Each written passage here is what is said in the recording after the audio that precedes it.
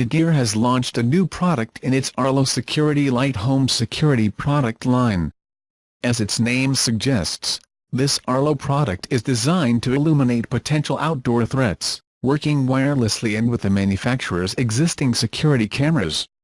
This light is part of the Arlo Smart Home Security portfolio. It has a completely wireless design.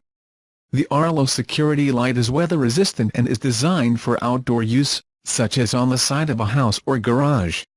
The model has an LED light and personalization features that include flashing and changing colors. The width of the beam can also change in size. All three help draw the attention of the marauder while, with a bit of luck, frighten them. Users can set the light to automatically flash any color, including red, or to use synchronized patterns when motion is detected. That lighting effect can be caused by movement picked up by a light or by one of the Arlo security cameras.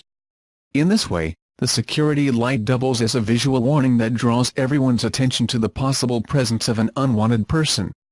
Users can adjust the movement sensitivity to meet their individual needs. No professional assistance is required to install the lights, which include rechargeable and removable batteries by the user, plus a mounting kit. In substitution, the lights can also be used with a small optional solar panel, although it must be purchased separately.